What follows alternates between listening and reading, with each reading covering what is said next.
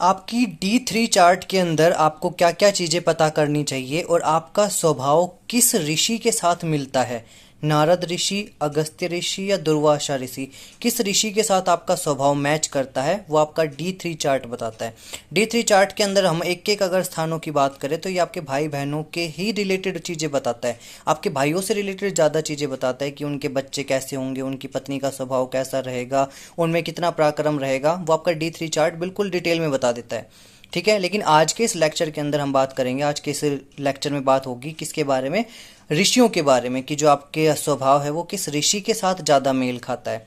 तो चलिए बिना देरी करे हुए आप स्टार्ट करते हैं इस लेक्चर को। और उम्मीद करता हूँ कि आपने नवग्रह ज्योतिष चैनल को सब्सक्राइब कर रखा होगा और वीडियोस को आप लाइक करते होंगे।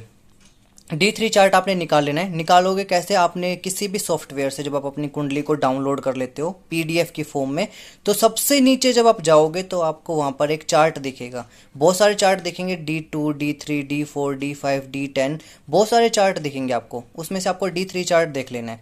D3 चार्ट कुछ ऐसा खुल के आएगा, मैंने अलग से निकाला हुआ है किसी का। आप क्या कर सकते हो, अपना निकाल कर चेकआउट कर सकते हो।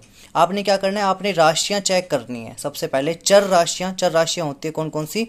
चर राशि होती है, देखो, चर 1, स्थिर 2 और 3। ऐसे इस तरीके से आप माप सकते हो। 4, 5, 6, 7, 8, 9, 10, 11, 12, ये राशियां होती है। चर राशियों में आती है 1, 4, 7, 10। तो जितनी भी राशियां यहाँ पर आपको दिख रही है, जैसे कि यदि आपको यहाँ पर 1 नंबर में दिख रहा है तो चर राशि में कितने ग्रह बैठे हुए हैं आपने वो लिख लेना है। जैसे कि चर राशि में बैठा हुआ है केतु 1 नंबर में, 4 नंबर में बैठा हुआ है सूर्य और मंगल, और यहाँ पे 7 नंबर में बैठा हुआ है राहु, और यहाँ पे 10 नंबर में बैठा हुआ है शुक्र। चर राशि में कितने ग्रह बैठे हुए हैं? 1, 2, 3, 4, 5, 5 ग्रह बैठे हुए हैं। अब आपने स्थिर का देखना है। स्थिर में 2 नंबर में चंद्रमा बैठा हुआ है, 5 नंबर में कोई भी नहीं बैठा, 8 नंबर में कोई भी नहीं है, 11 नंबर में बुध बैठा हुआ है। तो यहाँ पर बुध लिख लिया, यानी कि यहाँ पर बैठे हुए हैं 5 ग्रह, इधर बैठे हुए हैं 2 ग्रह। द्विस्वभाव चेक करना है। द्विस्वभाव यानी कि 3 नंबर की में बैठा हुआ है गुरु, 6 नंबर की में बैठा हुआ है शनि, फिर उसके बाद 9 और 12 नंबर की गिनती पे कोई भी नहीं बैठा हुआ। आपने ऐसे अपनी कुंडली में निकाल लेना है चर, स्थिर और द्विस्वभाव राशियों में कितने ग्रह बैठे हुए हैं। तो जिस राशि में सबसे ज़्यादा ग्रह बैठे हुए हैं, यानी कि आपने देख लिया कि इस कुंडली के हिसाब से, दृष्टिकांत कुंडली के हिसाब से चर राशि में सबसे ज़्यादा ग्रह बैठे हुए हैं। हो सकता है कि आपकी कुंडली में चेक करो तो आपके स्थिर में ज़्यादा हो, या फिर हो सकता है कि द्विस्वभाव में ज़्यादा हो। तो ऐसा इंसान कैसा रहता है? देखो, यदि आपकी कुंडली में चर राशि में ज़्यादा स्वभाव है, ज़्यादा ग्रह हैं, तो आपका स्वभाव नारद ऋषि के साथ मिलता है।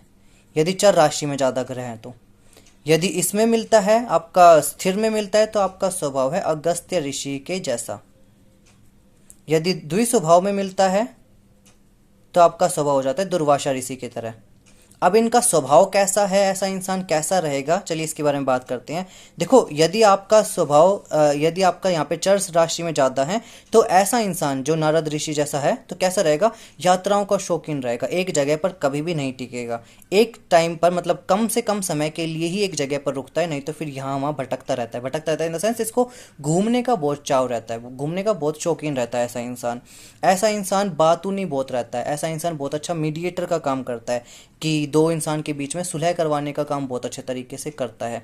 किसी भी इंसान को अपनी बातों में कर लेना, ये नारद ऋषि की क्वालिटीज़ थी। तो ऐसे इंसान के अंदर वो चीज़ें मिलेंगी। अगस्त्य ऋषि कैसा होता है? अगस्त्य ऋषि का जो स्वभाव होता है, ऐसा इंसान जो जिसकी स्थिर राशि में ज़्यादा ग्रह हैं, अगस्त्य ऋषि जैसा स्वभाव कैसा रहेगा? दृढ़ निश्चय रहेगा, दृढ़ संकल्प करने वाला, अपने शत्रुओं का संहार करने वाला। मतलब ऐसा इंसान ऐसा नहीं है कि बहुत जगहों पर भटकेगा, यात्राओं का हालांकि शौकीन रहता है, लेकिन क्या रहता है कि एक बहुत सेल्फ डिटरमाइंड बंदा। ऐसा इंसान क्या करेगा कि अपना जो एक बार इसने ठान लिया तो वो चीज़ करके ही रहता है। अब यदि द्विस्वभाव में ज़्यादा है ग्रह तो ऐसा इंसान ऋषि दुर्वासा की तरह होगा। ऋषि दुर्वासा का तो स्वभाव को पता ही है, अत्यंत क्रोधी। ऐसे इंसान का क्रोध बहुत जल्दी जल्दी बाहर निकलता है। ऐसे इंसान को पता ही नहीं रहता कि ऐसे इंसान को अपने गुस्से को कैसे नियंत्रण करना चाहिए। परंपराओं का पालन करने वाला होता है ऐसा इंसान। ऐसा इंसान अपने फैमिली मेंबर्स में अपना एक अलग से नाम बनाने की ताकत रखता है, और ऐसा इंसान क्या करता है? प्रतिष्ठा पूर्वक अपने जीवन को व्यतीत करता है। यानी कि दुर्वासा ऋषि की जो भी क्वालिटीज़ थी वो ऐसे इंसान में में ज़रूर रहती है। तो ऐसा दृष्टिकांड कुंडली के हिसाब से हम देखकर बता सकते हैं कि आपका स्वभाव जो है वो किस ऋषि के तरह मेल खाता है।